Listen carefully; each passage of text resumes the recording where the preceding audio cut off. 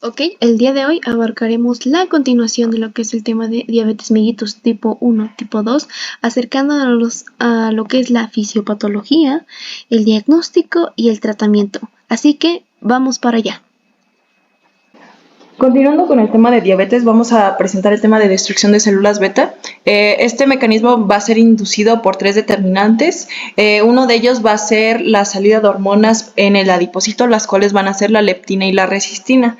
Estas hormonas lo que van a hacer es inducir el proceso de apoptosis en las células beta pancreáticas. De igual manera vamos a tener que esta leptina va a inhibir la síntesis de insulina y va a promover reacciones inflamatorias, al igual que va a aumentar el estrés oxidativo que va a determinar este proceso.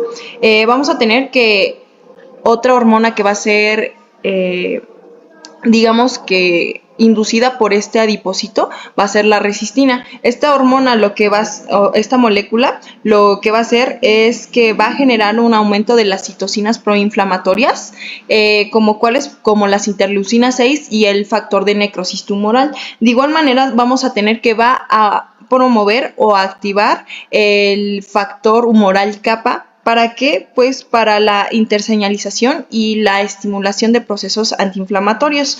Tenemos que, mediante la supresión de la fosforilación de tu IKB, pues este va a producir la inactivación de este mismo proceso. Tenemos que, pues, principalmente en la destrucción de estas células, cuando este proceso se ve opacado, pues va a promover factores que van a destruir las células beta-pancreáticas. De igual manera vamos a tener otros factores como lo son la lipotoxicidad, que básicamente es por el acúmulo excesivo de ácidos grasos libres que se va a prever, y por la acumulación de lípidos en los islotes, en los islotes pancreáticos.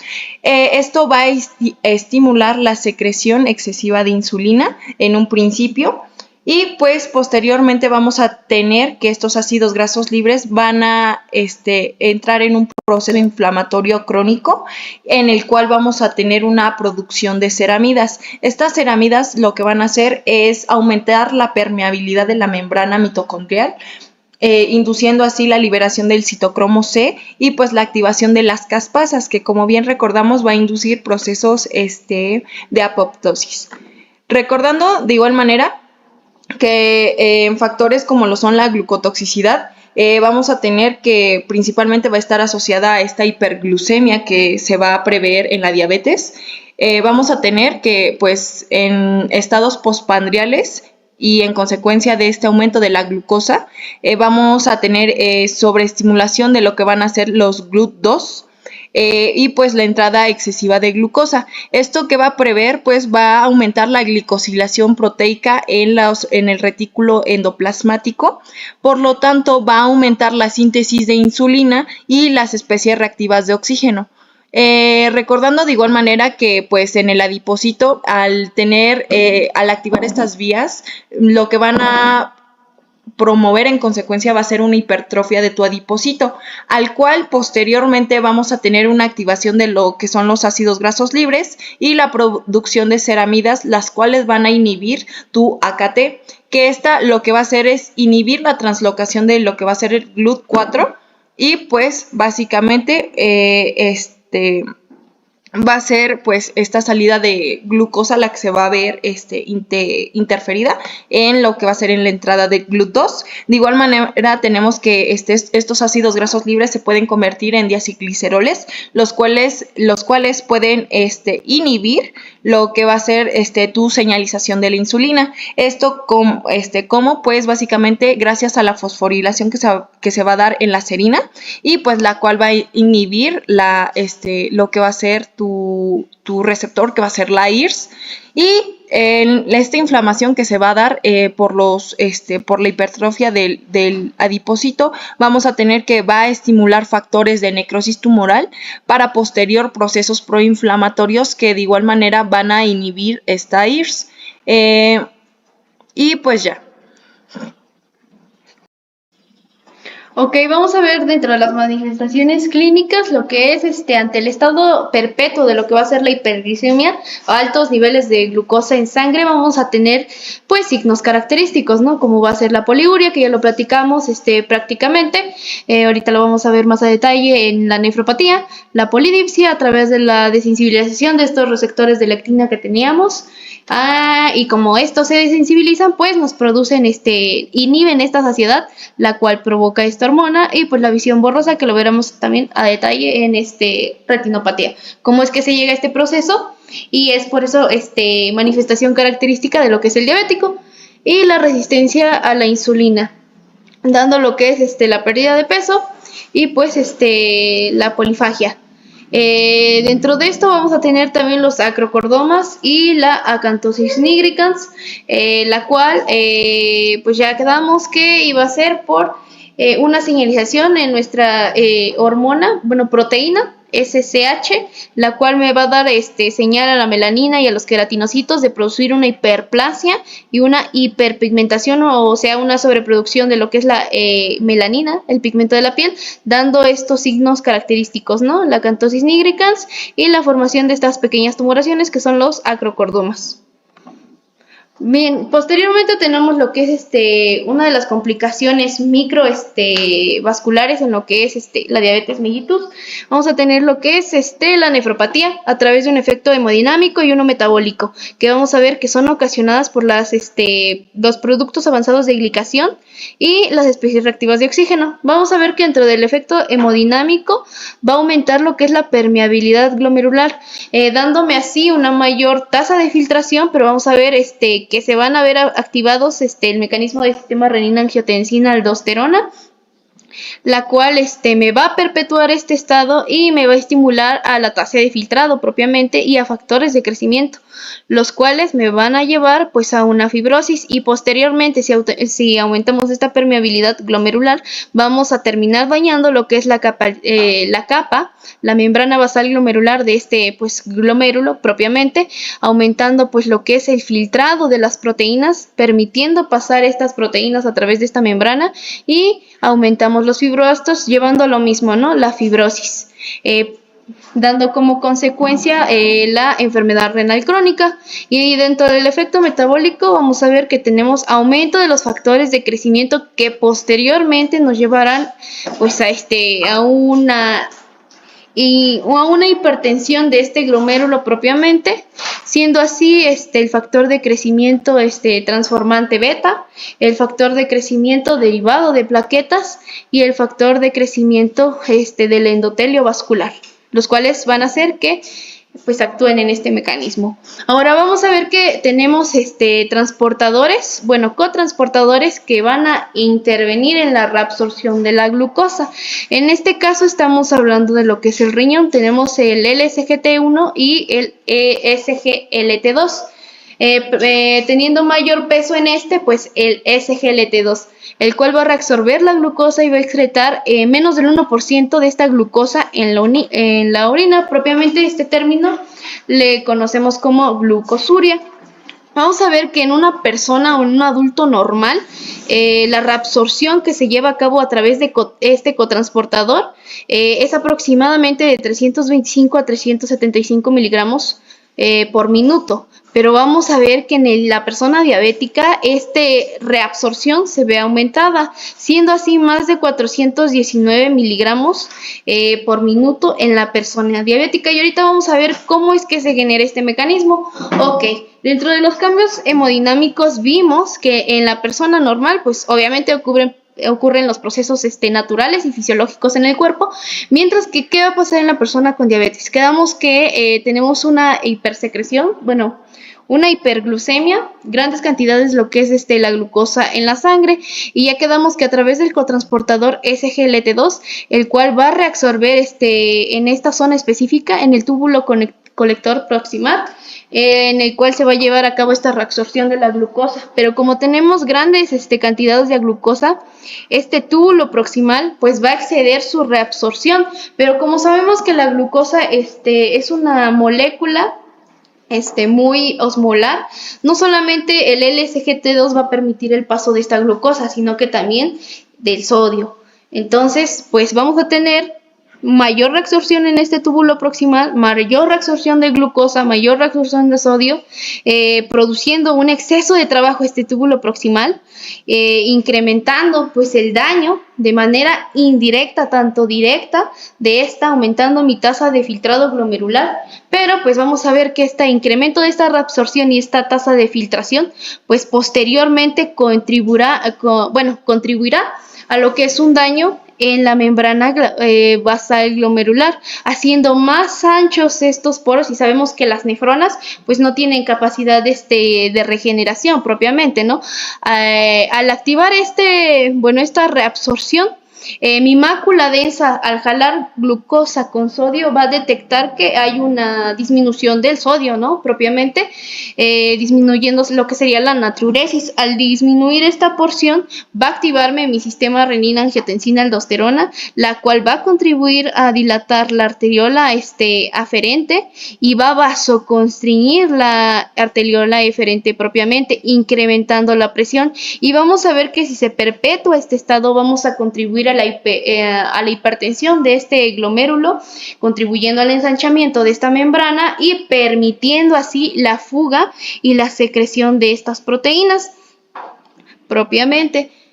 Ya quedamos que pues estos factores que mencionamos de crecimiento, propiamente más el factor de crecimiento transformante beta, este es el que pues va a permitir o va a desencadenar esta hipertensión glomerular. Y ya quedamos que pues también se va a generar una tubulopatía en el contorneado proximal, porque pues es donde se lleva a cabo la reabsorción de la glucosa, ¿no? Y propiamente también del sodio. Obviamente, si perpetuamos el eje angiotensina, dándonos como producto, ya sabemos los procesos la angiotensina 2, dándonos lo que es una hipertrofia.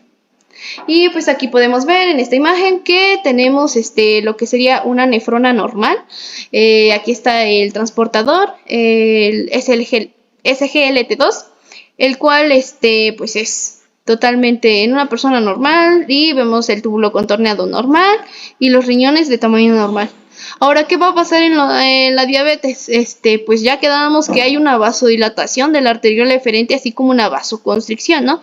Permitiendo el aumento de la presión en este glomérulo, y vemos que pues se ve aumentado de tamaño, así como el descenso de la mácula densa por el sodio, ¿no? Ya quedamos que porque se absorbe glucosa con sodio. Vemos aquí el túbulo empieza a hipertrofiarse, así como el crecimiento de los riñones inicialmente.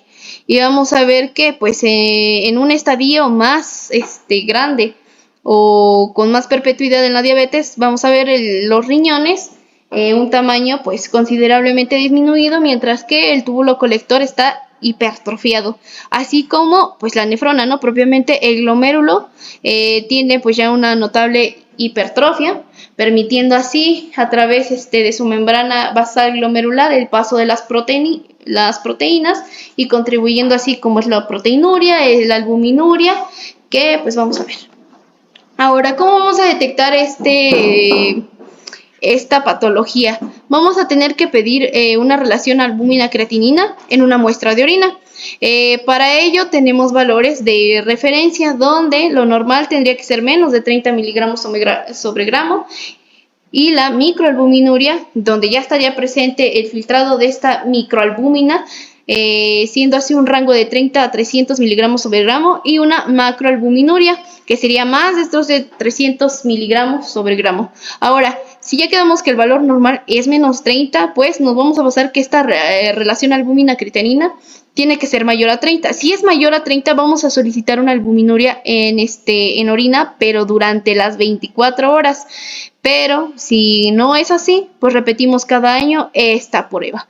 Ahora, si es normal, cuando solicitamos la albuminuria, si es menos de 30, pues repetimos cada año, pero si no, solicitamos la albuminuria es mayor a 300 miligramos sobre día, vamos a ver que si sí, lo vamos a referir a segundo nivel de tensión. Si no, pues tenemos que específico es de 30 a 300, lo que ya quedamos que es una microalbuminuria, ya se están filtrando proteínas y pues vamos a dar tratamiento, ¿no? IECAs y ARAS, los cuales les quedamos que van a inhibir el IECA específicamente, la enzima convertidora de angiotensina, propiamente así, disminuyendo lo que sería la presión arterial, pero contribuyendo a la disminución de la presión en el glomérulo propiamente.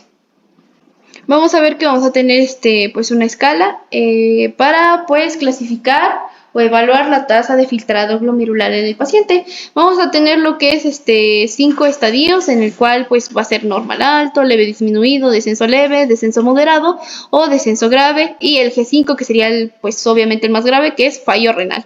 Aquí vamos a tener pues las categorías para evaluar, depende a los valores que dimos anteriormente sobre la microalbuminuria, la macroalbuminuria y pues lo normal para poder clasificar al paciente o al enfermo renal. Bueno, pues ahora vamos a hablar sobre retinopatía diabética, recordando que pues estos son de las patologías que vamos a ver por consecuencia como tal de lo que va a ser la diabetes, ¿no? Entonces vamos a hablar un poquito de la retinopatía, vamos a ver que es una microangiopatía diabética retiniana y como ya sabemos pues va a ser de origen diabético. Obviamente vamos a ver que tienen diversos mecanismos fisiopatológicos que me llevan a que la persona o el paciente que tiene diabetes pueda perder la visión. Vamos a ver que alguna de las causas más frecuentes de que los pacientes pierdan la visión va a ser el edema maculopapular, hemorragias, desprendimiento de retina. Bueno, dentro de la etiopatogenia vamos a empezar que, pues sabemos que nuestro factor del que estamos hablando principalmente es la hiperglucemia, ¿no? La hiperglucemia crónica. Es decir, que pues nuestro paciente o como tal la persona está cursando por un proceso donde pues simplemente la glucosa no se está absorbiendo hacia las células y hay una alta cantidad de glucosa en lo que va a ser la sangre, ¿no? Esto obviamente me va a llevar a diversos cambios bioquímicos, obviamente aquí para no indagar demasiado, pero tenemos la síntesis de los polioles, vamos a tener la glicación de proteínas, que esto obviamente me van a llevar justamente a lesiones del tejido como tal. Vamos a ver que esto como consecuencia nos va a generar alteraciones en lo que va a ser los vasos que me van a irrigar directamente la retina. Es decir, vamos a tener alteraciones en la pared vascular, es decir, la vamos a tener pues en este caso estrecha. ¿Por qué? Pues porque se puede llegar a formar alguna placa de ateroma que me impida el flujo correcto de esta sangre como tal, justamente por el exceso de glucosa que hubo ahí, que por medio de la glicación esta glucosa se pegó a la membrana basal y me genera pues obviamente una obstrucción.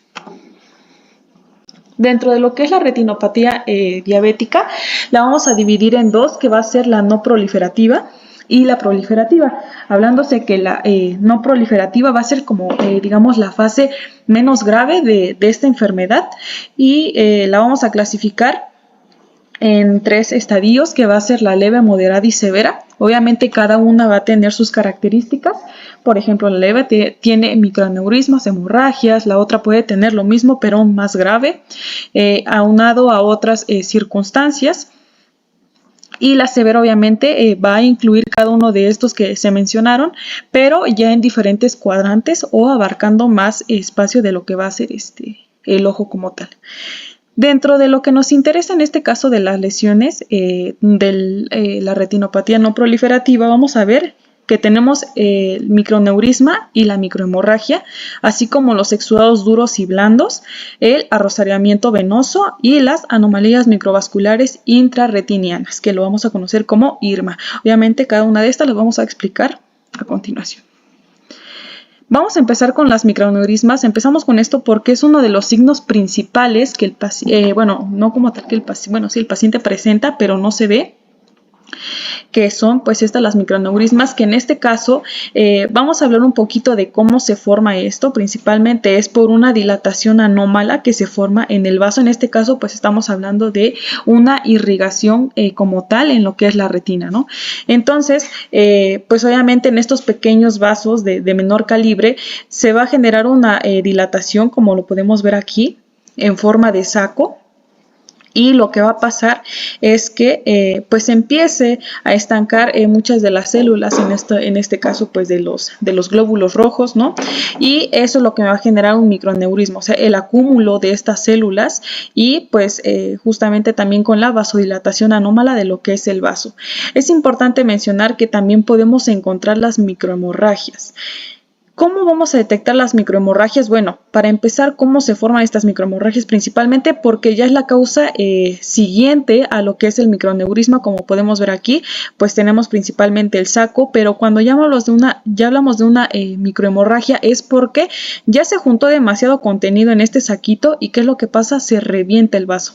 Entonces, pues obviamente libera, aparte de otras sustancias, pues libera la sangre, ¿no? Y por consecuente, pues me lleva a una hemorragia. En este caso va a ser pues una microhemorragia.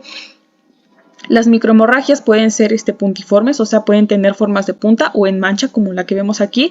Y los microaneurismas tienen una característica importante que son redondeados, o sea, tienen bordes definidos. Son como estos puntitos que llegamos a ver aquí. Estos son los microaneurismas. Muchas veces se puede llegar a confundir entre el microaneurisma y la microhemorragia porque hablando de la microhemorragia puntiforme, pues tienen, digamos, hasta cierto punto el mismo aspecto. Y pues los vamos a diferenciar principalmente con un estudio que va a ser la angiografía con fluoresceína. Principalmente con este estudio vamos a ver que los microaneurismas van a ser los que se van a pintar con esta fluoresceína y con ello pues en el estudio vamos a ver estos puntos blancos que vemos justamente aquí en la imagen de abajo. Cuando se pintan estos microaneurismas con la fluoresceína, pues queremos decir que es un microaneurisma, ¿no? Si no se pintan, pues obviamente estamos hablando de una microhemorragia. Así es como principalmente los podemos diferenciar. Tenemos las hemorragias en mancha y los exudados duros. Bueno, las hemorragias en mancha ya las habíamos mencionado hace un momento, que eran las que se ven aquí. Estas microhemorragias, las mencionamos, los exudados duros principalmente van a ser el resultado de la extravasación del plasma y de la sangre en la retina.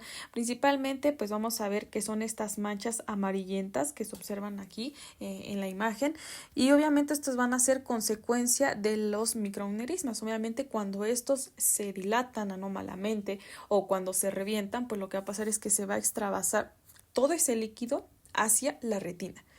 Obviamente es importante mencionar que cada una de estas situaciones de las microhemorragias, microaneurismas, exudados, pasa todo consecutivamente, es decir, no es como que vaya paulatinamente, sino que van uno tras otro, tras otro. Entonces, pues es importante ver cómo cada signo se va manifestando cuando se hace la revisión del fondo de ojo y vemos principalmente en este caso pues lo que es el exudado duro, ¿no? Obviamente a los lados podemos ver hemorragias y demás. Generalmente pues se forman alrededor de un microaneurisma, como ya lo comentamos, si este se revienta pues me genera este exudado duro que es de color amarillento. Si me afecta la mácula, en este caso es esta que vemos aquí. Si me afecta la mácula, es donde el paciente empieza a presentar ese signo de la pérdida de la visión, porque este es el campo de mayor visión.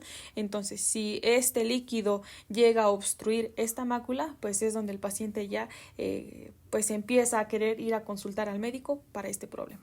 Tenemos los IRMAs, principalmente estos van a ser anomalías microvasculares intrarretinianas, donde pues principalmente vemos que es por la afectación del vaso, es decir, es una arteria obviamente que se encuentra normalmente entre una arteria y una vena, y es el aspecto que tiene esta arteria cuando pues ya no hay suficiente irrigación y estos vasos que aún quedan funcionales se ven en la necesidad de pues obviamente jalar más sangre, ¿no?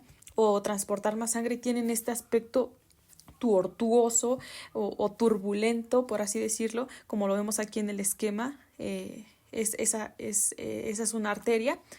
Y bueno, pues principalmente esa va a ser la característica justamente porque se ven forzados a pues llevar más sangre para la nutrición principalmente de la retina y obviamente modifican como tal su estructura y pues lo vamos a ver aquí en esta imagen como les señalo. Eso es lo que se llega a observar. Lo vamos a ver en un estudio que también va a ser en una angiografía, donde pues vamos a ver que normalmente los vasos no se deben de ver, ¿no? No se observan, pero cuando hablamos de un IRMA, sí se llegan a observar. Es decir, estos vasos tortuosos que estamos viendo aquí, obviamente se van a mostrar aquí donde lo señalo. Ese es un irma, esa es la arteria que se ve justamente porque se empieza a engrosar y pues obviamente obtiene un mayor calibre y se observan en la angiografía. Consecuente a esto tenemos el cierre capilar justamente porque pues tenemos obviamente la pérdida de estos vasos por las hemorragias que se han ido generando. Entonces pues obviamente como ya hay una menor perfusión hacia la retina, pues consecuencia de ello me va a llevar a un cierre capilar, ¿no? Por las microhemorragias que les comenté. Tenemos el arroceramiento venoso principalmente. Vamos a ver qué es a grandes rasgos esta, pues sí, como tal, esta estructura que tiene la vena, como vemos aquí, empieza delgado, se ensancha más y pues por eso es que se le dio ese nombre de arrosariamiento, porque tiene pues un aspecto como tal de rosario, ya que pues empieza así, grueso, delgado, grueso, delgado. Tenemos las hemorragias prerretinianas y vítreas. Bueno, aquí principalmente vamos a ver que la hemorragia ocurre entre la retina y el gel vítreo.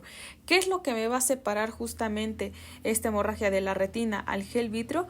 Principalmente una capa que va a ser la hialoides. Esta hialoides obviamente lo que va a hacer es pues como tal impedir en ese momento que la sangre pues extravase hacia lo que es el gel vítreo. Obviamente vamos a ver más adelante que cuando esta hemorragia extravasa el gel vítreo como tal, pues ya estamos hablando de una hemorragia o una retinopatía proliferativa, ya que estas obviamente como lo comentamos a verlo más adelante, si estas hemorragias extravasan el gel vítreo, empiezan a surgir otros signos como la neovascularización y esto va a ser un problema mayor.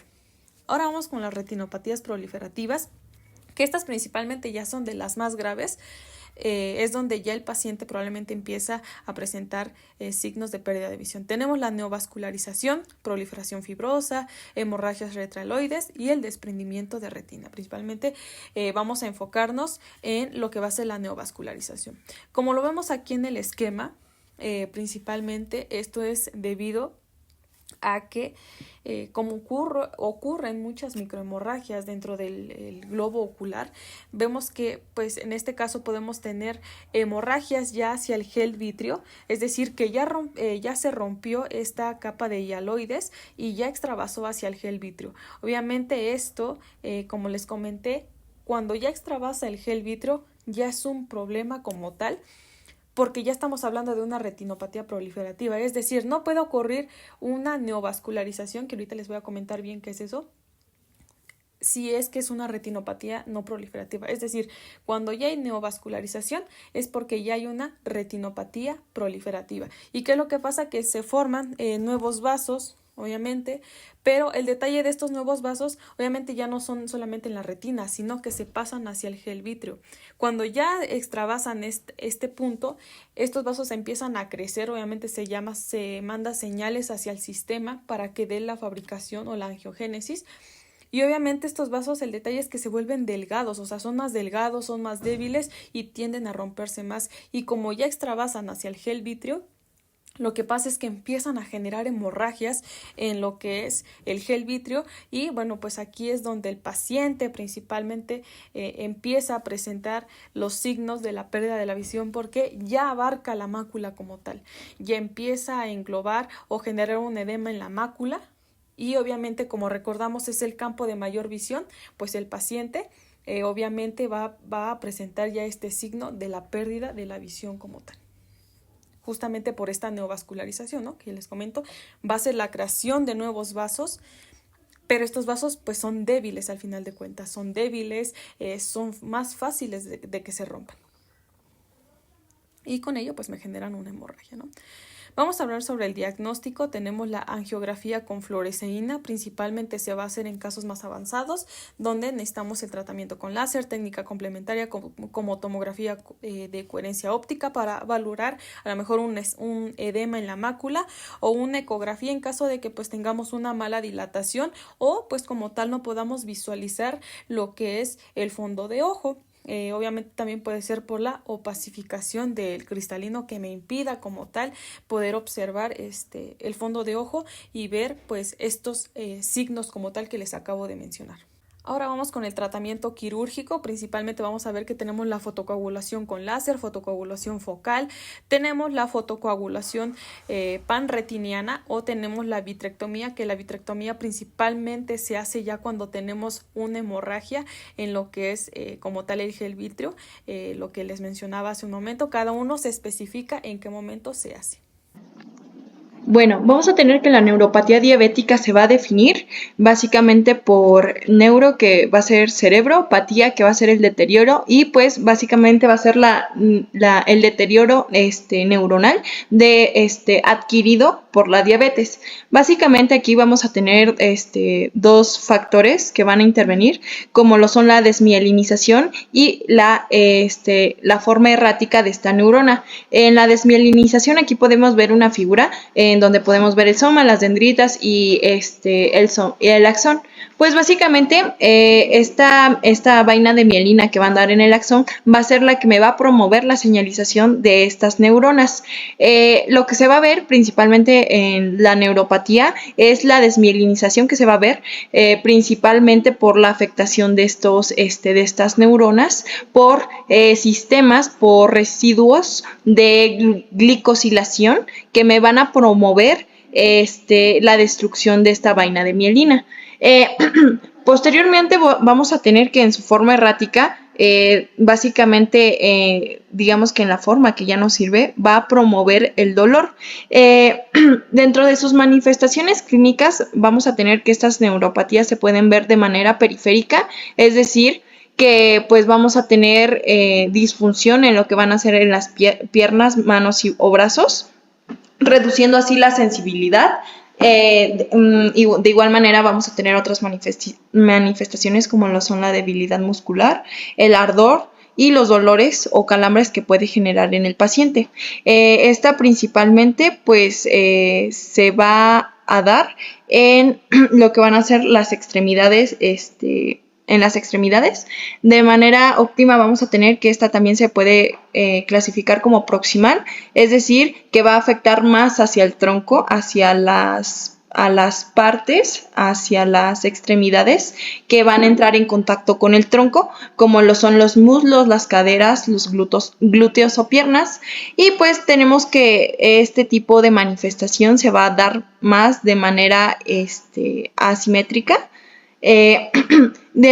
Otro determinante va a ser la forma focal, que pues básicamente en comparación a las otras, esta se va a dar en un solo nervio. Aquí pues básicamente se puede ver en lo que va a ser el nervio de la cara, el torso, los brazos o las piernas, y de manera autonómica, que aquí lo que vamos a reflejar pues básicamente son todos estos órganos que no tenemos la voluntad de ir manejando, como lo son la vejiga, el corazón, los intestinos. Por lo tanto, en pacientes que presentan este tipo de neuropatía, pues básicamente van a reflejar un deterioro en lo que son procesos como el peristaltismo, la contracción, de igual manera va a disminuir el líbido. Y pues básicamente estos van a ser unas de sus manifestaciones clínicas. Principalmente vamos a tener que en esta neuropatía diabética, como podemos ver aquí, vamos a tener el nervio. Básicamente este va a estar constituido, aparte de la irradiación nerviosa, pues por una irrigación específica hacia este nervio, el cual se va a llamar vasa nervorum. Bueno, vamos a tener que en una fisiología normal, pues va a determinar, va a mandar las diferentes señales a las diferentes partes del cuerpo. Pero, ¿qué ocurre ya en una patología? Pues básicamente va a haber una decadencia en lo que va a ser la mielinización de este nervio. Por consecuencia, vamos a tener una disminución en las señales, ya sean motoras o sensitivas, y pues vamos a tener que pues este tipo de desmielinización, aparte de que va a producir atrofia, va a actuar en consecuencia o viene irradiada con la obstrucción de este vaso. Al tener pues esta obstrucción, pues ya sabemos que no va a prever las funciones que va a necesitar este nervio, como lo son el suficiente oxígeno que éste necesita. Por consecuencia va a entrar en procesos hipóxicos y en digamos que en procesos más crónicos o más graves puede provocar la muerte de este nervio. Vamos a tener que en la fisiopatología de tu neuropatía diabética, esta va a verse influenciada por lo que van a ser los residuos de glicosilación. Estos residuos de glicosilación lo que van a hacer es activar vías como lo son la vía de los polioles. En esta vía, pues ya en conocimiento, pues sabemos que es la transformación de lo que es glucosa a sorbitol para posteriormente este sorbitol pueda convertirse en fructuosa. ¿Pero qué pasa aquí? Pues básicamente en este tipo de vías vamos a necesitar ayuda o cofactores como lo van a hacer el NAT fosfatado reducido. Tenemos que por esta activación de estos residuos de glicosilación, lo que va a hacer es activar estas vías. Por lo tanto, va a disminuir otras como lo son el glutatión. ¿Por qué? Por básicamente este NAT fosfatado reducido. Básicamente al gran consumo que se va a requerir de lo que va a provocar va a ser una disminución en la síntesis del glutatión oxidado a reducido. Por lo tanto, tenemos que, pues ya no tenemos este proceso inhibitorio de los radicales libres o de las especies reactivas de oxígeno y pues ya, en consecuencia vamos a tener pues que este tipo de procesos van a aumentar los procesos inflamatorios y posteriormente los procesos de apoptosis. ¿En qué? Pues en el nervio. Vamos a tener que aparte de que este sorbitol ¿cómo va a actuar este sorbitol? Va a ser osmóticamente activo, lo cual va a aumentar la osmolaridad en las células de igual manera que la fructuosa y pues posteriormente va a proceder al aumento mismo de este estrés oxidativo. Vamos a tener también que pues estos residuos de glicosilación van a promover el aumento de factores inflamatorios. En un proceso crónico, pues básicamente vamos a tener que esto va a generar principalmente lo que va a ser la neuropatía. De igual manera va a aumentar la interacción entre el AG-RAGE, que básicamente esto lo que va a promover va a ser la fagocitosis. ¿De qué? Pues de la vaina de mielina. A fin de cuentas, pues sabemos que la mielina lo que va a hacer es una proteína y pues lo que va a provocar es que en esta glicosilación de esta mielina con, por ejemplo, la glucosa en los estados de hiperglucemia, pues va a promover procesos como la salida de macrófagos, en los cuales van a desmielinizar esta proteína a fin de cuentas, porque ya tenemos como que una interacción en el que pues esta mielina se va a ver afectada estructuralmente.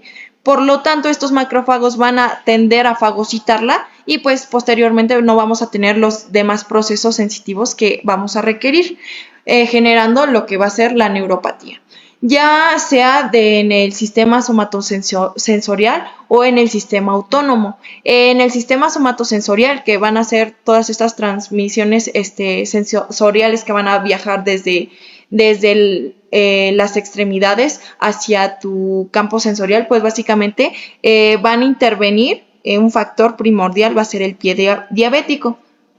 ¿Por qué? Porque pues como no tenemos este mecanismo de disociación del peligro o este sistema de lo que es el dolor, pues básicamente no tenemos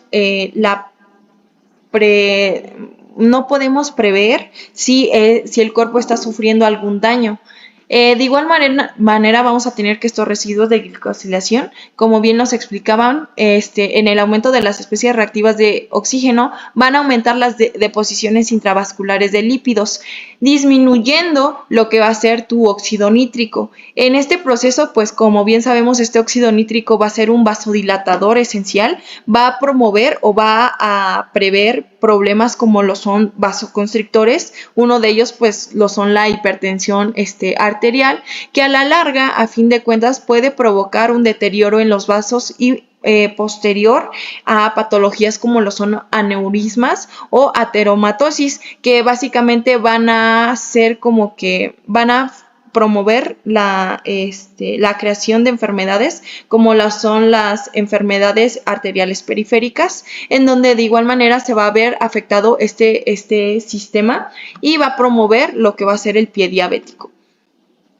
Bueno, aquí vamos a tener principalmente que pues en los altos niveles de hiperglucemia pues van a promover esta creación de estos residuos de glicosilación.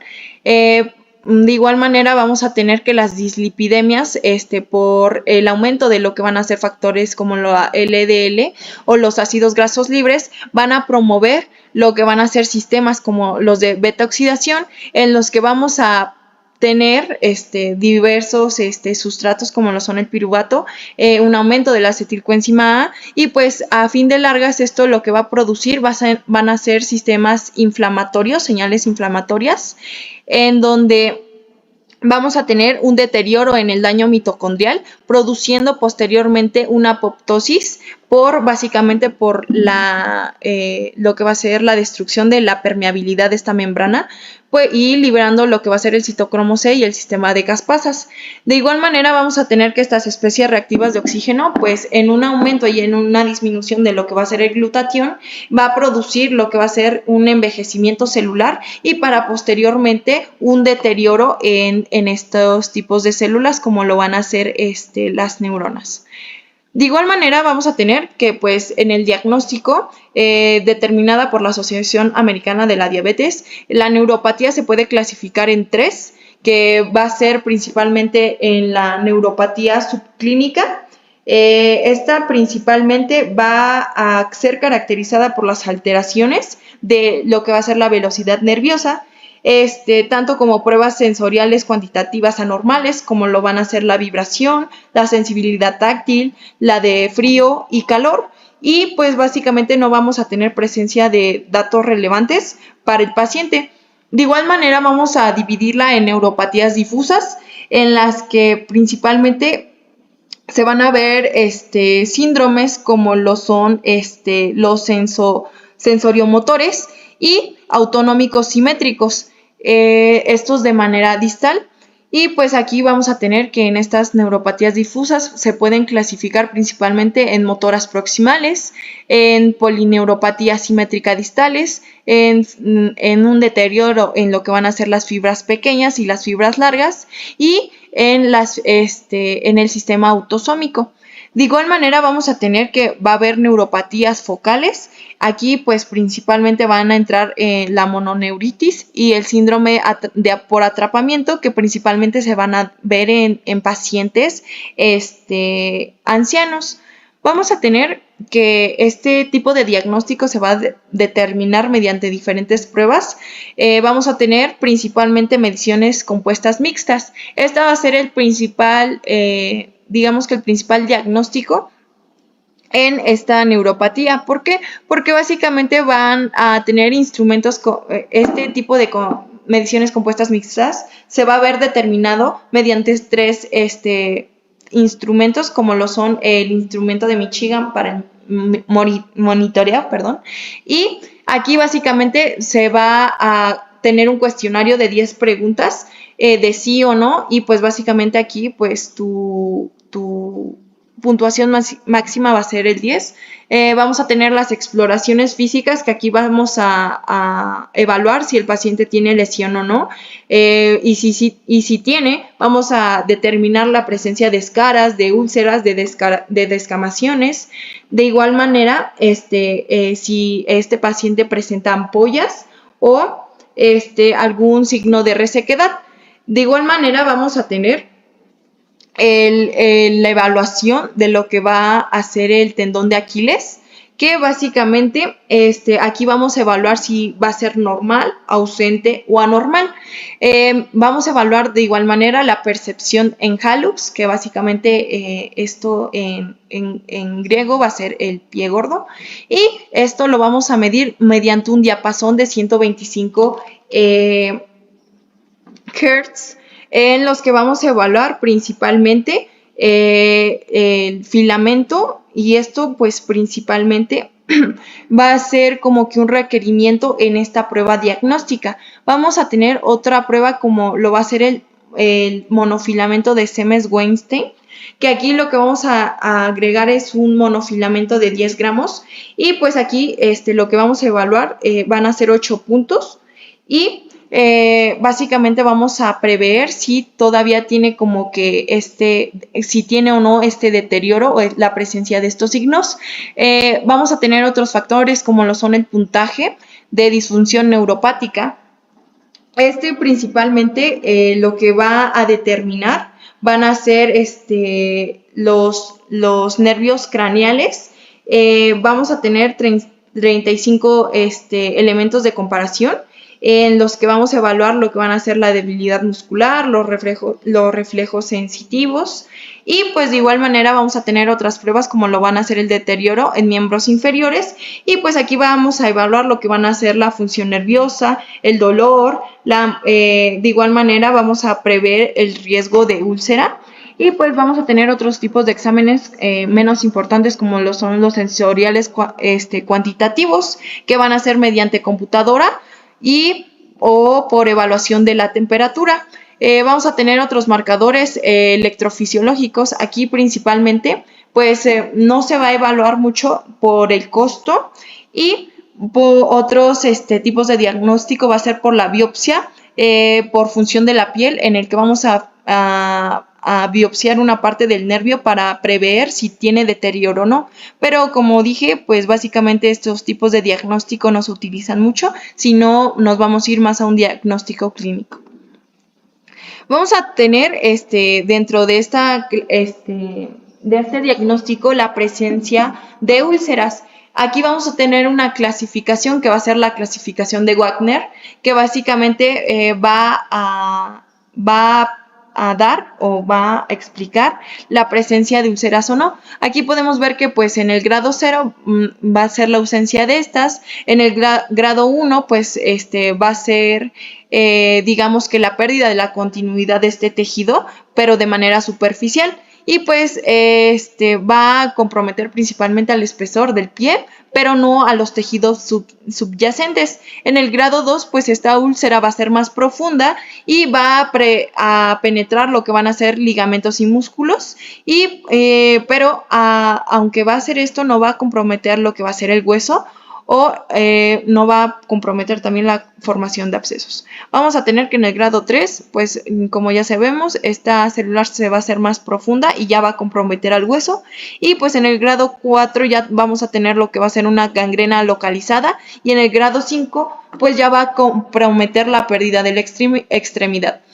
Vamos a tener otro tipo de clasificaciones como lo son el pie diabético y el pie diabético modulado por la Universidad de Texas, en el que vamos a evaluar pues el estadio y los grados de estas lesiones. Vamos aquí a manifestar si están en forma infectada, isquémica, o si ya tienen presencia de isquemia y de igual manera si ya está infectada. Y pues en el grado 0 vamos a prever si ya digamos que son especializadas estos tipos de lesiones, o en el grado 1 si tiene una herida superficial.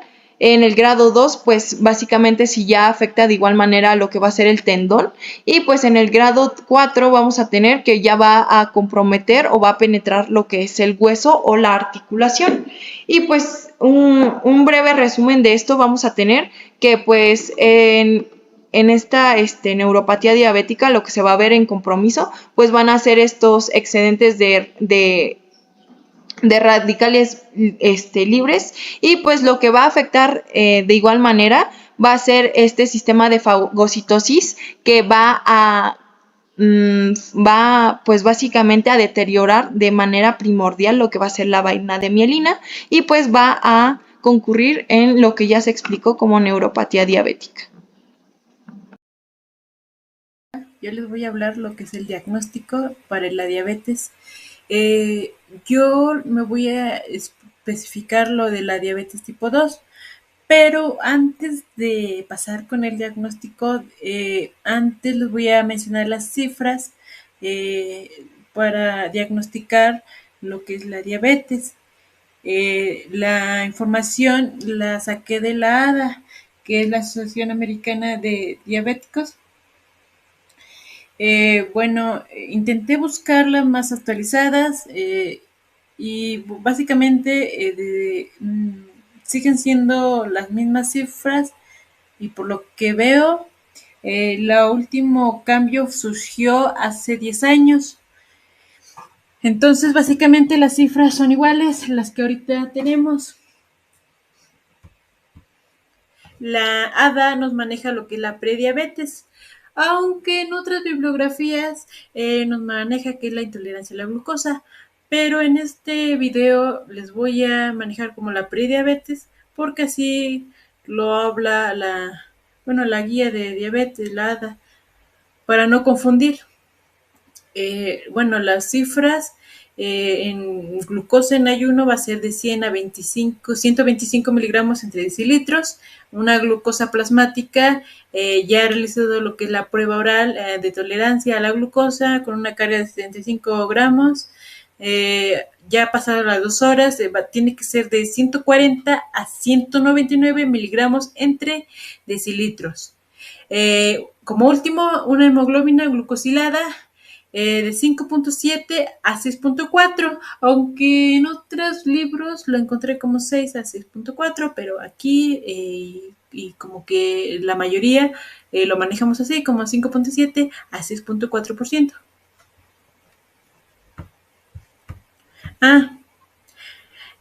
Para la prediabetes, en el caso de que las cifras las tengas, es necesario que te hagas examen de laboratorios anualmente. Bueno, ya pasamos con lo primordial, los criterios de la diabetes. Bueno, la glucosa en plasmática va a ser entre mayor o menor a 126 miligramos entre decilitros. La glucosa plasmática durante una prueba oral de glucosa ya suministrado lo que es la carga de 75 gramos, ya pasaron las 2 horas, debe ser de mayor o igual a 200 miligramos entre decilitros. La hemoglobina glucosilada tiene que ser mayor o igual a 6.5 porcentaje. La glucemia al azar, acompañado de síntomas como clásicos de la hiperglicemia o de la crisis hiperglucémica. ¿Cuáles serán? En la hiperglicemia son las 4P. ¿Cuáles son las 4P? Pérdida de peso, polifagia, poliuria, polidipsia. Y la crisis hiperglucemia son los estados de hiperglucémico hiperosmolar o los estados de cetoacidosis diabética o estados mixtos. Ahora sí, pasamos con lo que me toca, diabetes tipo 2. ¿Cómo diagnosticarlo? Bueno, la manera de diagnosticarlos es a partir de los factores. ¿Y cuáles son los factores? A partir del 2023 nos menciona que en adultos un índice de masa corporal mayor o igual a 25, en el caso de ser de otro país, no sé, como individuos de asiático o americanos deben de ser mayor o igual a 23 o tenían un perímetro en mujeres es de 80 centímetros mayores y en hombres mayor a 90 centímetros. Haber tenido algún familiar con primer grado con diabetes, ser de una raza o origen étnico como son, ejemplo, afroamericanos, afrocaribeños, hispanos, asiático-americano.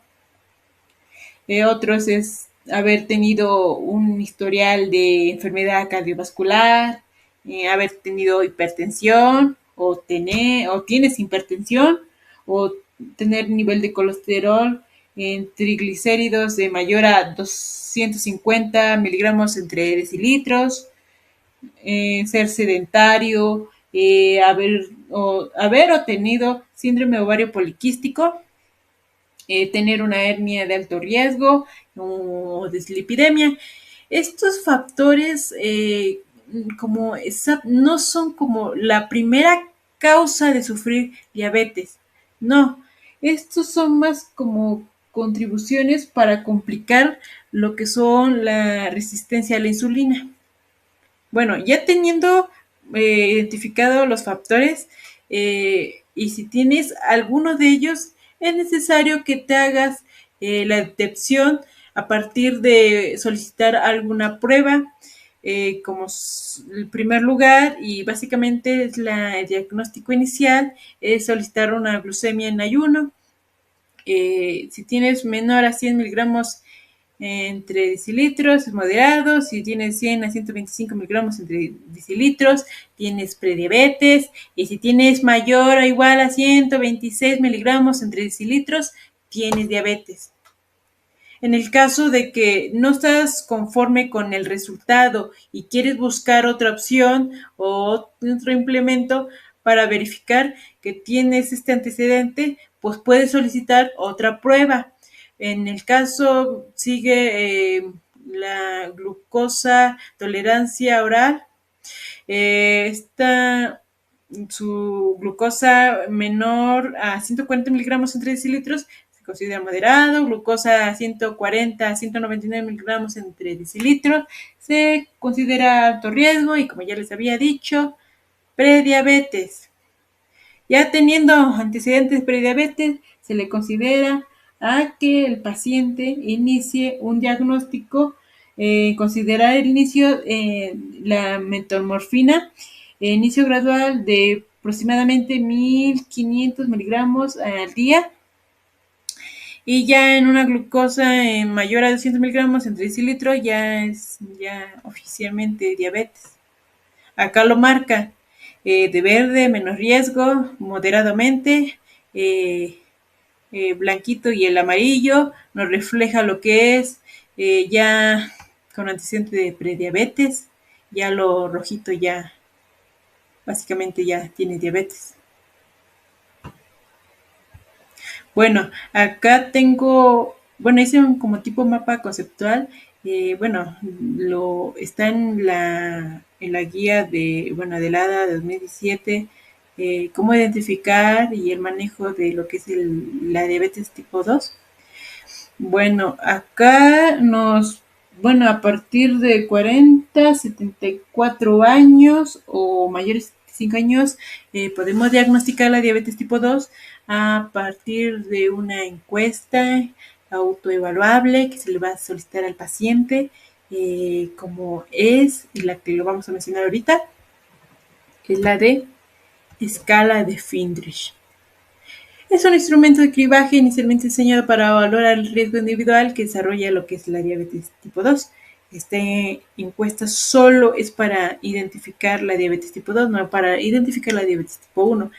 Tiene un plazo de 10 años. Lo que nos va a preguntar como valores como tu edad, tu índice de masa corporal. En el caso de que vaya a la clínica, obviamente que el paciente no tendrá a las manos su índice de masa corporal, tú lo tienes que sacar, tienes que sacar su peso y su talla, su peso entre su talla al cuadrado, sacársela y se la proporcionas y ya con eso puede, clasificarlo y dependiendo de eso ver cuánto puntaje consigue. Porque esta escala se basa dependiendo de tus respuestas, vas a asumir un porcentaje de lo que te dé. También te va a pedir lo que son valores de tu perímetro abdominal, tanto hombres como mujeres, si realizas alguna actividad física, si comes con frecuencia algunas verduras, frutas, o si, en caso de que tengas una hipertensión arterial, si tienes algún tratamiento. También si tienes niveles de glucosa en la sangre altos y si tienes algún familiar con un diagnóstico de diabetes. Ya como vieron las tablas, tienen, bueno, en el lado eh, izquierdo, la respuesta es posible. El lado derecho, tu puntaje. De acuerdo a tus resultados, lo vas a sumar. Mira, aquí ya es totalmente la puntuación total, donde nos menciona que menos de 7 puntos es un riesgo bajo, o sea, un porcentaje de padecer la diabetes tipo 2. Y si tienes mayor a 20 puntos, tienes un riesgo muy alto de padecerlo, un 50%. Esta prueba se le realizó a personas, bueno, según la ADA del 2017, a personas en España, en un total de 1.051 de la población, y donde confirmaron la mayoría que era una prueba muy útil para diagnosticar lo que es la diabetes tipo 2. Ahora pasamos con explicarle lo que son las pruebas para el diagnóstico de la diabetes. Antes de comenzar, les voy a decir cómo extraer lo que es la sangre. El procedimiento para la recolección de sangre puede ser de dos maneras: a recolección en el brazo, del dedo. Si es en el brazo, bueno, se le pide al paciente que se siente, que sobreextienda como hiperextienda su brazo, de modo que su plantar esté hacia arriba de un cúbito. Se le va a colocar lo que es un torniquete que esté separado donde se le va a extraer lo que es la sangre, de 3 a 4 pulgadas por encima del sitio, que no esté muy apretado, aunque el torniquete al colocarlo alrededor del brazo también nos puede facilitar engrosar lo que las venas y extraer más la sangre. Pero si es una presión más alta, pues también la va a restringir y pues no lo vamos a obtener. Se le pide que esté a nivel de su corazón, puede estar apoyado de una mesa. En la zona donde más se le localiza, en donde se va a extraer la sangre, donde se va a hacer la punción. Comúnmente se le hace en la arteria branquial, generalmente los pliegues de los codos, que se encuentra en la cara interna del codo, donde flexionas. Acá puedes identificar, las que más abundan y más puede identificarse son lo que son la vena cefálica y la vena mediana cubital, que son las principales para la extracción de sangre. La vena cefálica, como pueden ver la imagen, aquí aquí les puedo mostrar dos, ¿no? Acá cuando ya se les trae lo que es la sangre, se puede ver que la que más utilizan es la vena cefálica, aunque hay otras bibliografías que dicen que es la vena mediana cubital, pero pero más lo que vi y mayor porcentaje es en la vena cefálica.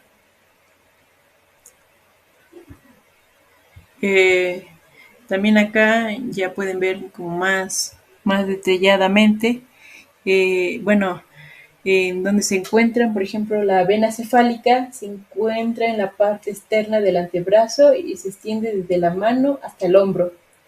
Y la vena mediana cubital se encuentra entre la parte interna de la pliegue del codo, cerca del epicóndilo medio del húmero. Bueno, aquí, ya localizamos su función, ¿no? Acá se le va a limpiar la zona donde se le va a extraer. Se va a limpiar con un antiséptico, un claro ejemplo como el alcohol. Se le pide que el paciente cierre el puño, con el fin para poder extraer mejor la sangre. Insertar la aguja estéril. Esta se va a recolectar la sangre en unos tubos y esta los va a llevar al laboratorio. Después se va a colocar, cubrir con un adipocito adhesivo donde está la herida, obviamente presionarlo de a 1 a 2 minutos y así finaliza. Otra manera es la punción de los dedos, donde más comunes va a ser en el medio y en anular, que estos ¿por qué? Porque tienen mayor circulación.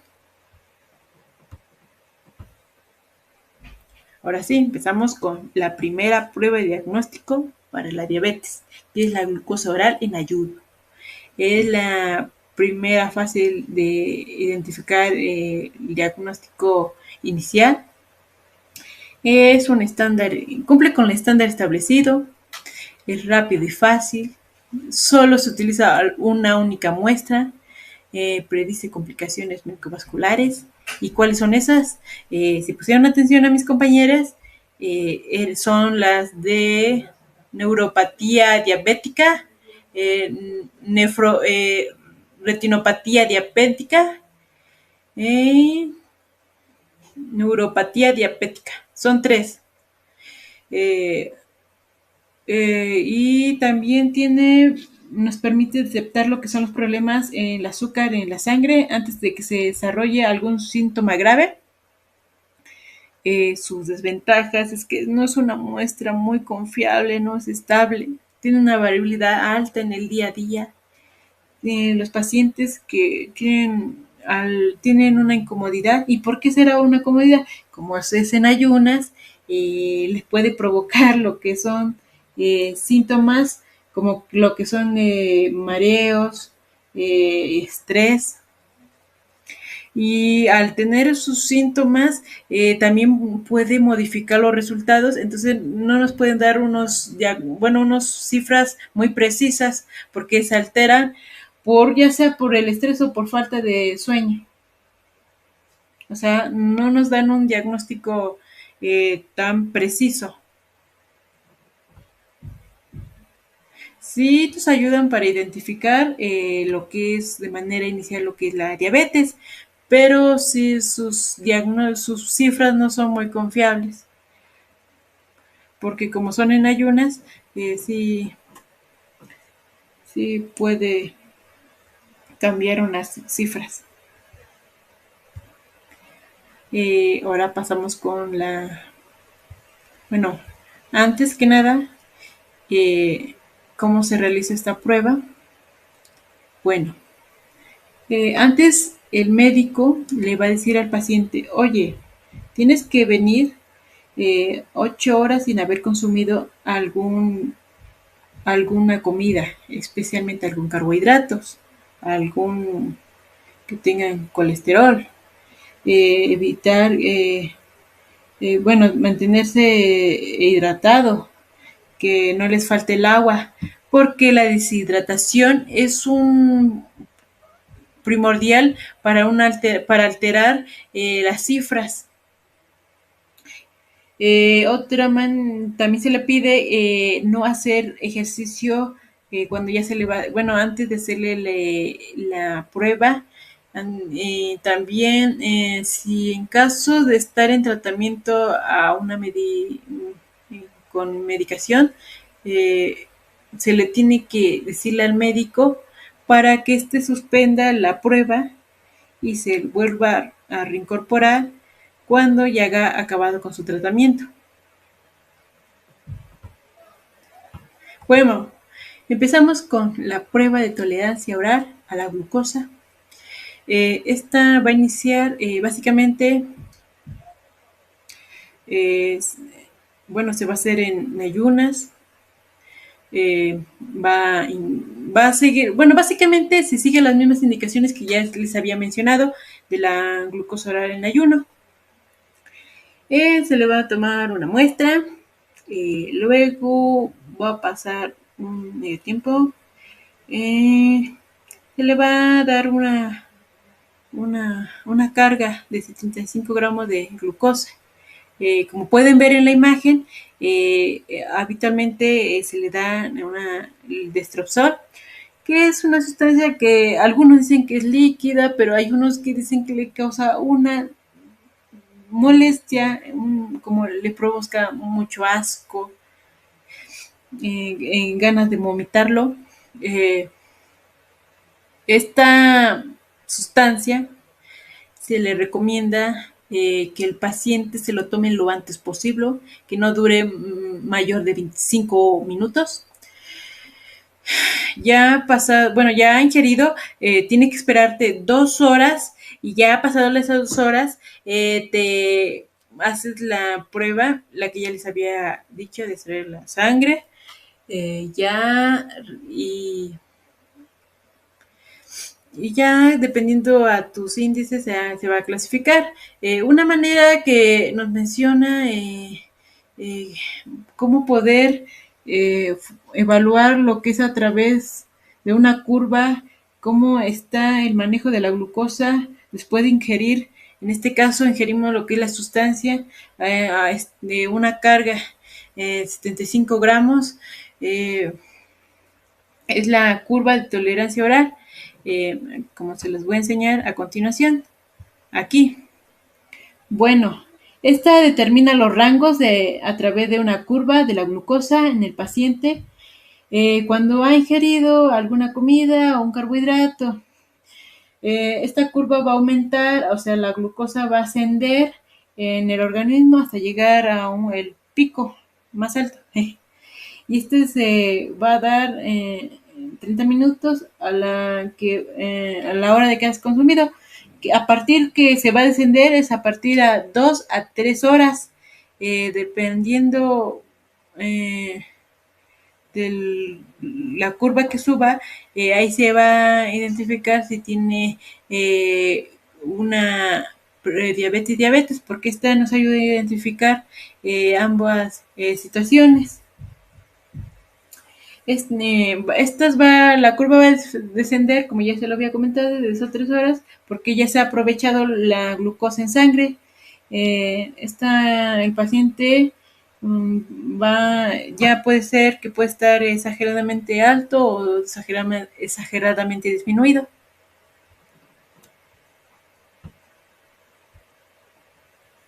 Ahora sigue aquí. Hemoglobina glucosídica. Esta se mide en un laboratorio clínico. Es un procedimiento que implica tomar una muestra de sangre igual que las otras. Se usan métodos comunes para medir, como son, y lo está demostrando la imagen, es la cromatografía de líquido de alto rendimiento. Este juega un papel muy crucial en la investigación de manejo de lo que es la diabetes, ya que utiliza para poder medir lo que es los niveles de la hemoglobina en la sangre, ayuda a identificar y cuantificar los biomarcadores relacionados con la diabetes, incluye una detención en proteínas metabólicas que pueden estar, si están alterados. Como segunda prueba tenemos lo que es la espenometría de masas. Esta nos permite identificar y cuantificar y precisar los biomarcadores, que incluye lo que son las proteínas y los péptidos. Nos permite analizar detalladamente los metabolitos, que son productos intermedios y finales del metabolismo. Y como última, y no menos importante, son las técnicas de inmunotinción. Esta nos ayuda a detectar los biomarcadores, igual que las otras. Para la diabetes, nos ayuda, nos incluye en la evaluación de la función de las células betas pancreáticas, que esta misma produce la insulina. Nos ayuda a investigar lo que es la inflamación asociada en la diabetes tipo 1 y la resistencia de la insulina y la diabetes tipo 2, o sea, por proteínas inflamatorias. Esta tiene sus ventajas y desventajas. Sus ventajas es que es conveniente. ¿En qué? Lo puedes hacer en cualquier momento del día. Lo puedes hacer sin ayunas. Solo utilizas una única muestra, produce complicaciones microvasculares, su variabilidad baja en el día a día, refleja la concentración de glucosa a largo plazo, refleja los niveles de promedio en la glucosa en la sangre durante un periodo aproximadamente de 2 a 3 meses, que proporciona una medida de control de glucemia a largo plazo. Este se utiliza como estándar de oro para diagnosticar la diabetes. Es decir, nos proporciona una indicación fiable del estado glucémico del paciente. Y la desventaja es que es muy costosa, es engañosa para algunas enfermedades, como son las anemias hemolíticas, enfermedades renales y las hepáticas severas. Puede verse alterado por la edad o la raza. Esta prueba no se le realiza comúnmente a cualquier persona. No se debe utilizar para el diagnóstico en niños, en adolescentes, en pacientes con fibrosis quística. En el caso de que tenga el paciente de fibrosis quística con diabetes, ahí sí se le hace la prueba. La sospecha de una diabetes tipo 1 o las mujeres embarazadas. ¿Y por qué se da eso? Bueno, esto se da, bueno, cuando quieres confirmar tu diagnóstico, buscas otra prueba. Pero no puedes hacer una prueba, no sé, por ejemplo, haces una de glucosa en ayunas. No puedes hacerla con una de hemoglobina glucosídica. Esa es debido por en las condiciones de incremento de recambio de glóbulos rojos.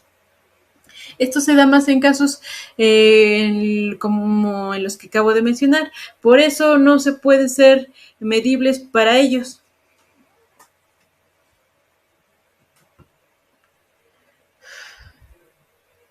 Porque ahora sigue, bueno, no menos importante,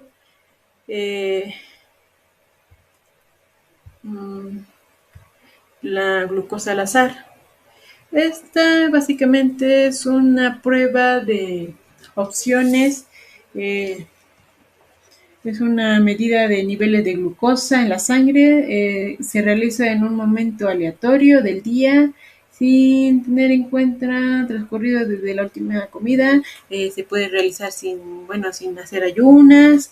Es utilizado comúnmente como situaciones donde no se puede realizar las siguientes pruebas que les acabo de mencionar.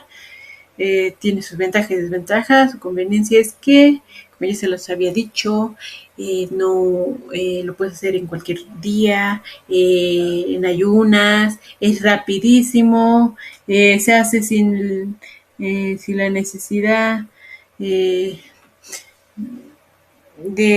hacer un conveniente, algún requisito, como en este caso, como les había dicho, las indicaciones: no comer, no hacer ejercicio antes de que salga la prueba. Es flexible, tiene sus desventajas porque puede ser incómodo para algunos pacientes, ya que dicen que es muy doloroso. Su variabilidad en niveles de glucosa en la sangre puede verse afectados por varios factores.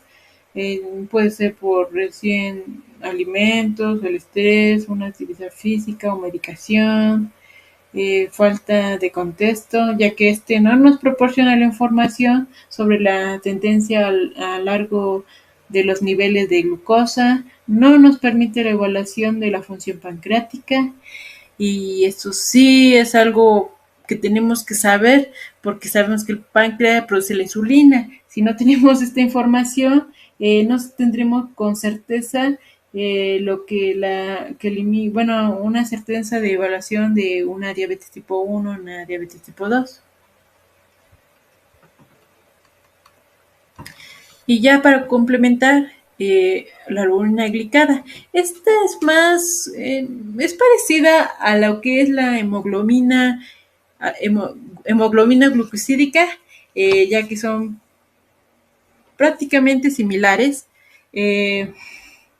Esta es un estudio de albúmina glucosidada a nivel bioquímica en el laboratorio. Esta se puede utilizar reactivos específicos para detectar la glucosilación de la albúmina. Se utilizan procedimientos. Básicamente, hay unos procedimientos que se repiten, como son lo que es la electrometría, cromatografía, disculpe, cromatografía, como la anterior, cromatografía anterior, le había dicho una de cromatografía de líquido de alto rendimiento, y aquí básicamente solo es una cromatografía. Básicamente tiene las mismas funciones, pero esta es más precisa y más rápida. Tiene las cifras más certeras. Se usa de manera eficaz y rápido. La inmunización también es básicamente lo mismo. La electroforesis es así, es una técnica que se utiliza para separar lo que son las moléculas como proteínas y ácidos nucleicos en función de que su tamaño y su carga eléctrica. Esta se usa directamente en el diagnóstico para el manejo de diabetes.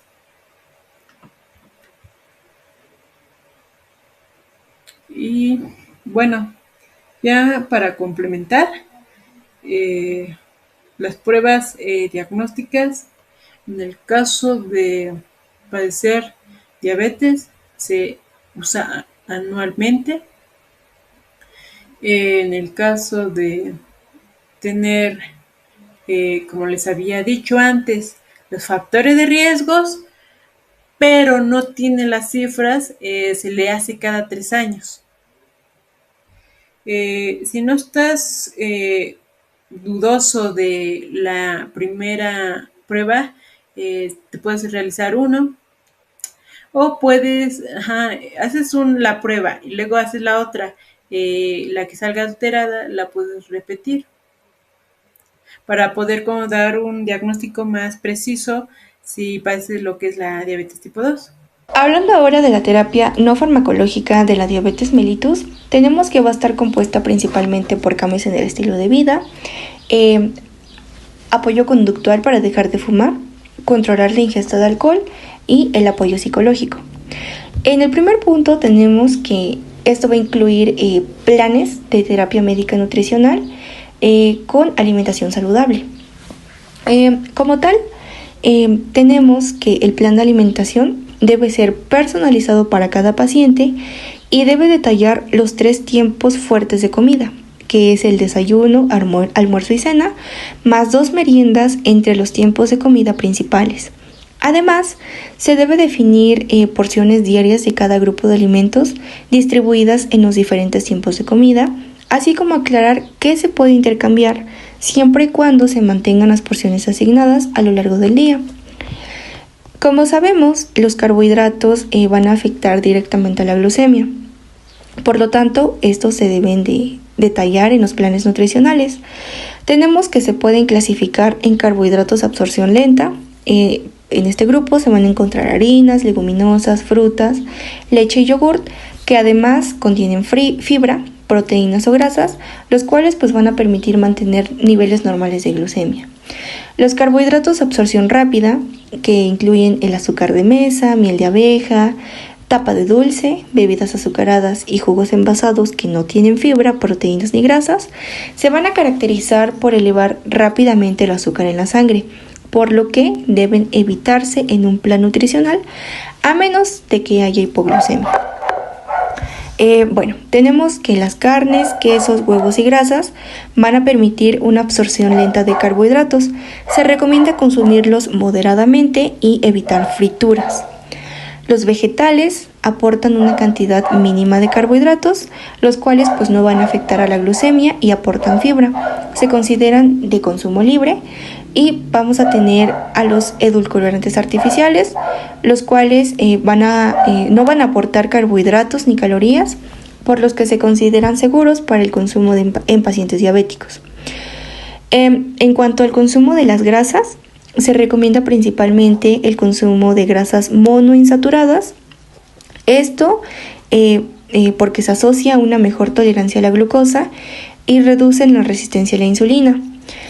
También a las grasas poliinsaturadas, esto se dice que tiene un efecto cardioprotector y reducen los triglicéridos. Con respecto a la actividad física, tenemos que en primera instancia se va a tener que evaluar el tiempo sedentario del paciente.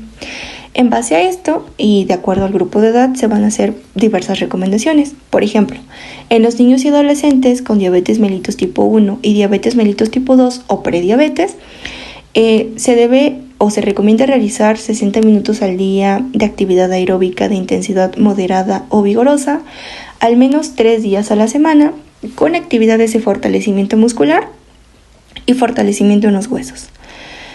La mayoría de los adultos, por su parte, con diabetes mellitus tipo 1 y diabetes mellitus tipo 2, deben realizar 150 minutos o más de actividad aeróbica de intensidad moderada a vigorosa semanales, repartidos en al menos 3 días a la semana, sin más de 2 días consecutivos sin actividad.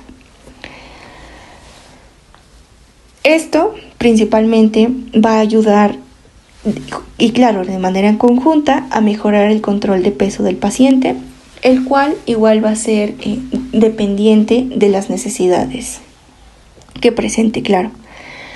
El apoyo conductual para dejar de fumar se debe de considerar, puesto que las personas con diabetes que fuman suelen necesitar dosis mayores de insulina para mantener los niveles de azúcar en la sangre cerca del objetivo deseado. La nicotina aumenta los niveles de azúcar en la sangre y los hace más difíciles de manejar. Entonces, por eso, el apoyo conductual para dejar de fumar debe ser considerado en el caso de que el paciente presente este hábito. El control de la ingesta de alcohol, igual, lo mismo. El consumo excesivo de alcohol puede reducir la efectividad de la insulina. Esto causa niveles altos de azúcar en la sangre. Muchas personas con enfermedad de hígado alcohólico también tienen intolerancia a la glucosa o la diabetes. Entonces, los pacientes diabéticos que beben alcohol deben hacerlo con moderación. Esto no más de una bebida por día para mujeres adultas y no más de 2 bebidas al día para hombres, igual adultos. Se recomienda educar a los pacientes con diabetes sobre los signos, los síntomas y el autocontrol de la hipoglucemia tardía después de la ingesta de alcohol, especialmente cuando se usa insulina o secreta agujos de insulina. También se debe enfatizar la importancia del monitoreo de la glucosa después de la ingesta alcohólica para reducir el riesgo de hipoglucemia. El apoyo psicológico, como último punto, se debe de considerar también, puesto como sabemos, la diabetes mellitus es un trastorno metabólico crónico que afecta el bienestar físico, social y mental de las personas que lo padecen. Muchos adultos experimentan una carga psicosocial y angustia desde que reciben el diagnóstico de diabetes mellitus, lo cual puede afectar las conductas de autocuidado y el control glicémico, pues para algunos pacientes es difícil aceptar que tienen que tomar un medicamento de por vida o le temen al fracaso de su esfuerzo para controlar la enfermedad. Lo anterior va a afectar la adherencia y el tratamiento, puesto que aumenta las complicaciones relacionadas con la diabetes mellitus, la mortalidad y obviamente los costos de atención médica. Esto desencadena o afecta la calidad de vida y la productividad de los pacientes. Consecuentemente, y visto de una manera positiva, la identificación temprana de los problemas psicosociales y el apoyo a los pacientes en las primeras etapas de la diabetes promueve el bienestar psicosocial y mejora su capacidad para asumir la responsabilidad del autocontrol de la diabetes. Ok, dentro de lo que se va a ser el tratamiento de la diabetes mellitus tipo 1, como ya sabemos, es una enfermedad autoinmunitaria en la que pues destruimos, nuestro propio cuerpo destruye las células beta pancreáticas, ¿no? Productoras de insulina. Como no tenemos insulina, ¿qué vamos a necesitar? Pues una insulinoterapia, ¿no? Ya sea con múltiples inyecciones o con una bomba de insulina, que va a ser pues la tecnología, como por así decirlo, la más reciente y la más nueva dentro de esta patología.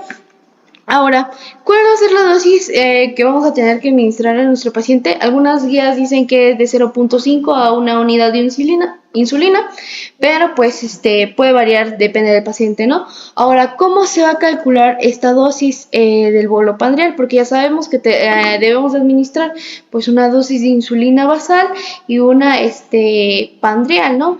Propiamente, ¿y cómo se administran estos bolos pandriales? Pues tenemos una fórmula, ¿no? Que va a ser la de ratio para poder calcular la dosis inicial conforme a los carbohidratos que consume el paciente, ¿no? Para esto tenemos que calcular, pues, propiamente cuánto consume de carbohidratos el paciente para poder calcular esta dosis. Ahora, esta fórmula se estima en función de la dosis total de la insulina del paciente para saber qué cantidad de insulina va a cubrir estos carbohidratos. Y tenemos que el ratio es igual a 500 sobre la dosis total de insulina. Ahora, ¿qué hacemos si esta dosis, al aplicar la dosis que se estima en este paciente, y presente este paciente propiamente hiperglucemia, pues adicionamos una dosis correctiva? ¿Cuál va a ser esta dosis correctiva? Pues se utiliza una fórmula o un campo que se denomina sensibilidad, en la cual al presentar el paciente hiperglucemia, pues vamos a hacer la reducción estimada de la glicemia por cada unidad de insulina, ¿no?, que nosotros administremos. Ahora, va a servir para calcular propiamente ya la dosis correcta del bolo preprandial, ¿no? ¿Qué quiere decir? Antes de la comida. Ahora, ¿cómo se calcula esta sensibilidad? Es 1500 sobre la dosis total de insulina. Y ya sabemos que pues la meta de nuestro paciente para que no podamos decir que no presente hiperglucemia es de 70 a 140 miligramos sobre decilitro después de haber consumido un alimento, ¿no? Propiamente, aterrizando todas estas ideas, ¿cómo vamos a calcular esto, no? Pues vamos a poner un ejemplo. Tenemos un paciente de 29 años que pesa 50 kilos y pues, no sé, a donde acudió a su consulta, pues tiene una dieta fija puesta de 70 gramos en el desayuno, en el almuerzo 80 y en la cena 70 gramos, ¿no? Ya quedamos que la dosis de insulina a proporcionar es de 0.5 a una unidad por kilo por día, y la dosis total diaria va a ser 0.5 en las unidades de insulina ¿por qué? Por los 50 kilos que quedamos, ¿no? Que va a ser igual a 25 unidades de insulina que vamos a administrar dependiendo del paciente y dependiendo de la dieta. Por eso cada paciente es diferente. Ahora, ¿cómo vamos a calcular esta dosis? Ya quedamos, ¿no? Utilizamos ratio y sensibilidad. Ahora, dentro del ratio tenemos que 500 sobre la dosis de insulina. ¿Cuál era la dosis? 25, ¿no? Nos da un total de 20. Ahora vamos a ver que esta unidad de insulina, cada unidad de insulina va a cubrir 20 gramos de carbohidratos, que quedamos, que es lo que hacía el ratio, ¿no? Permitir que la insulina, cuánto abarca de los carbohidratos propiamente, ¿no? Y dentro de los 70 gramos, pues vamos a ver que aproximadamente estos 70 gramos se cubren con 3 unidades de insulina, 80 con 4 y 70 con 3 unidades aproximadamente. Y ahora, si es que nuestro paciente llega a presentar este pico de hiperglucemia, que ya quedamos que es más de los 140 miligramos sobre decilitro después de consumir estos alimentos, pues ¿qué vamos a hacer? Calcular la sensibilidad, ¿no? Dividimos los 1500 entre las 25 unidades de insulina y nos da un total de 60 gramos. Ahora, bien, vamos a ver que este es diferente, ¿no? Cada unidad de insulina va a reducir 60 gramos de los carbohidratos, bueno, de glicemia. por la dosis correctiva. Así que si tenemos menos de 140 que quedamos que estaba dentro de nuestra meta, pues obviamente no vamos a aplicar propiamente insulina, pero si tenemos de 140 a 200 miligramos sobre decilitro, aplicamos una unidad de insulina propiamente, pues esta unidad de insulina nos estaría cubriendo aproximadamente los 60 gramos, ¿no? Y de 200 a 260, pues vamos a ver que administraremos 2 dosis de insulina, porque aproximadamente 2 veces estos gramos son 120 y abarcaríamos dentro de este parámetro para poder corregir esta hiperglucemia. Bueno, dentro del esquema final, pues vamos a tener que la glarginina en las 15 unidades de insulina, pues va a ser la insulina de acción rápida, la basal propiamente, más el espartato de las unidades que dividimos de los carbohidratos entre desayuno, almuerzo y cena del paciente, va a ser una insulina pandrial, ¿no?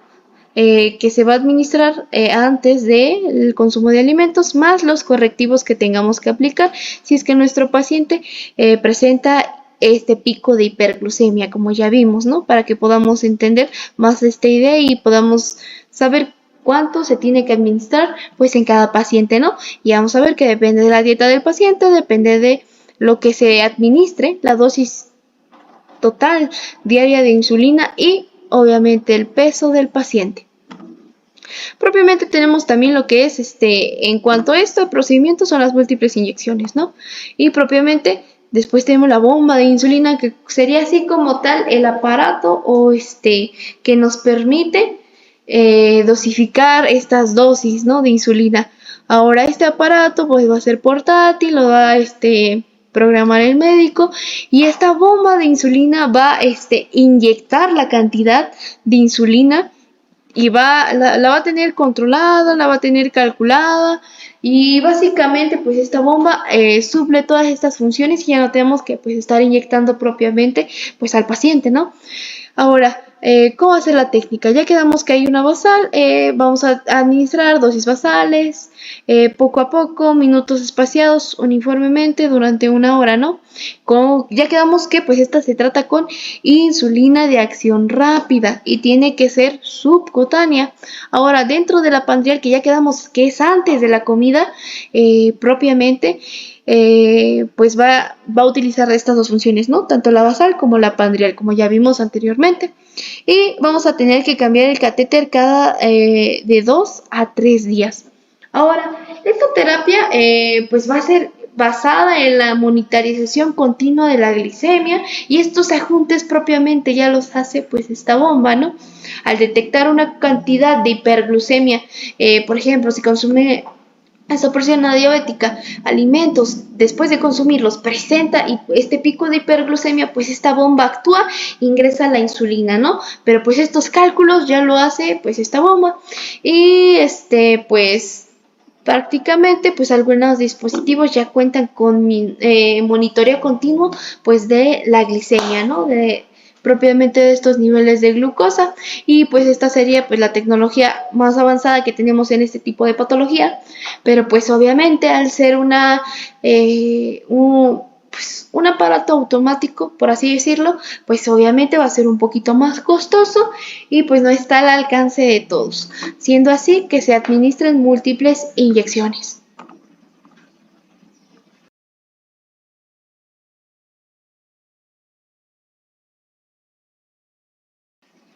Ahora, ¿qué vamos a hacer cuando ya definitivamente no se pueda administrar esta insulina? Vamos a ver que esta va a estar mediada por criterios, ¿no? Ya tanto sea como complicaciones metabólicas graves, lo que es hipoglucemia, cetoacidosis, fracaso en el tratamiento que ya dimos con la insulinoterapia, y propiamente si existe enfermedad renal crónica, que ya vimos anteriormente en nefropatía, ¿no? Que inicialmente incrementa mi tasa de filtrado glomerular, pero conforme constituyen estos procesos hemodinámicos en el riñón y la hipertrofia glomerular, pues mi membrana basal glomerular pues ya no sirve, ¿no? Por así decirlo, se ensancha y permite el paso de las proteínas, contribuyendo a la proteinuria, a la presencia de la albúmina en la orina propiamente.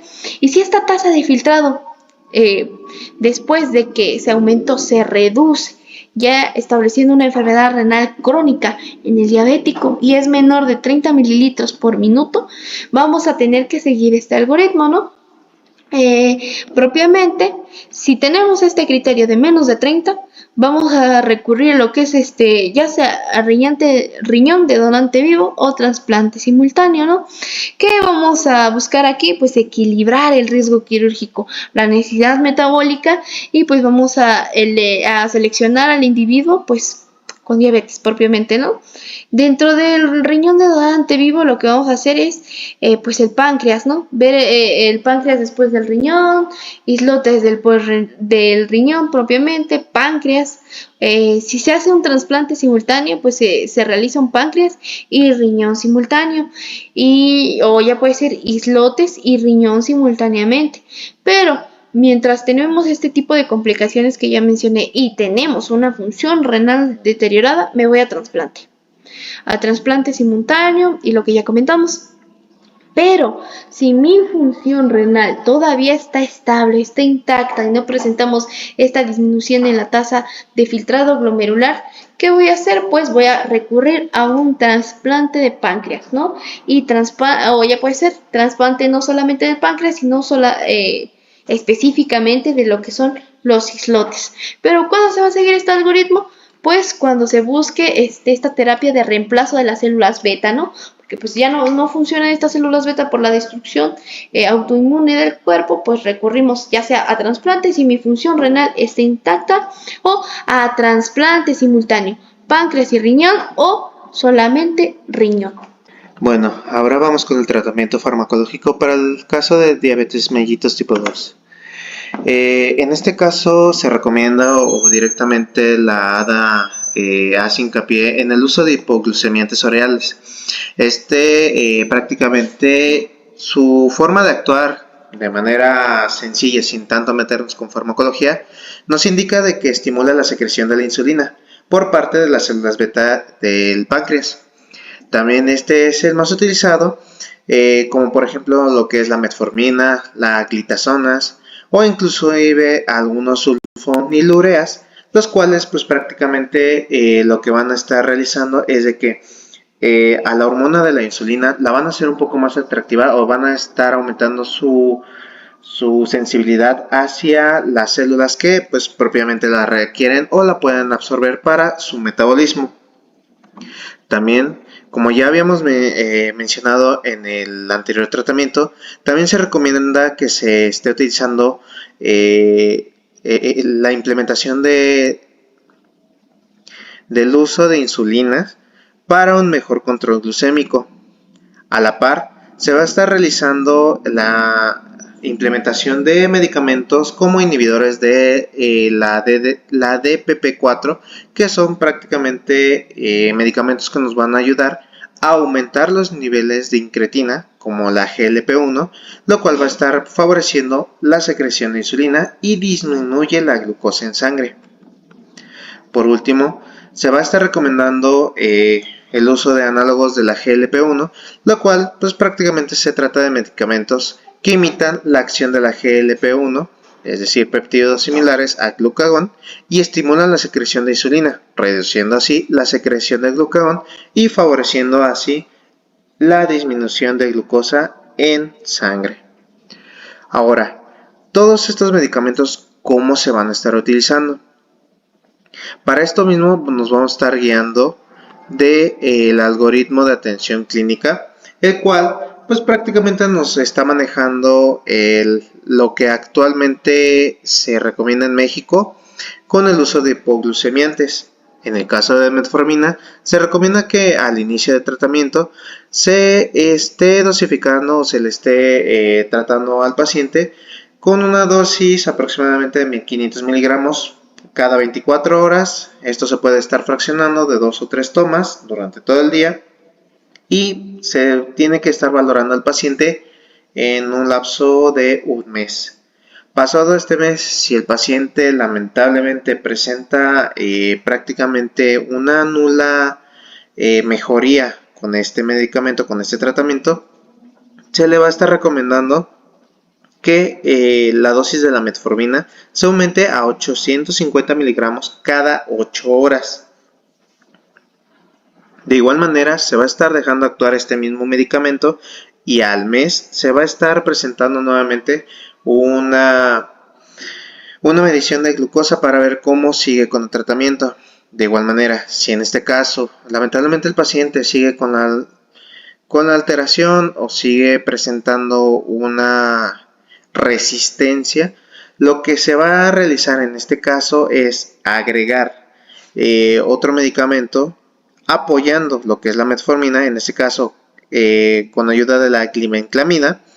Igual dosis granulares, aquí nos indica en la guía que se puede estar manejando de 2.5 miligramos cada 24 horas. Esto es principalmente con el alimento y esto se puede estar aumentando hasta un máximo de 5 miligramos cada 8 horas. Esto dependiendo de qué tan grave veamos al paciente o qué tan resistente se está realizando a dicho tratamiento. También puede ser que se acompañe con un inhibidor de la DPP4, como lo que sería la sitagliptina, la sexagliptina o vidagliptina. Esto más que nada para que, si en dado caso no puede conseguir un medicamento o no le quede el medicamento como la glibenclamida, pues tenga una alternativa y también se va a estar manejando dichos gramajes para su tratamiento.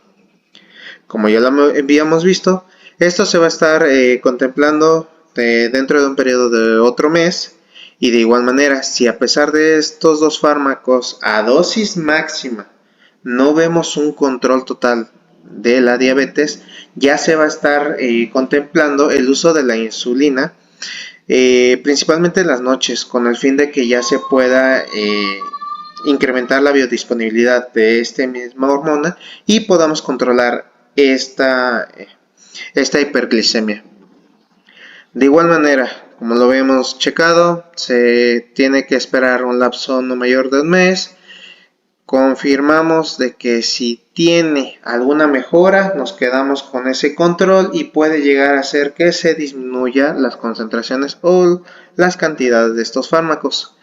Cuyo caso sea lo contrario y que todavía siga presentando una hiperglicemia, en este caso se va a estar agregando, a pesar de tener estos tres fármacos, se va a continuar con metformina, 850 miligramos cada 8 horas, también el uso de insulina, pero en este caso se va a estar utilizando 3 veces al día, una por la mañana.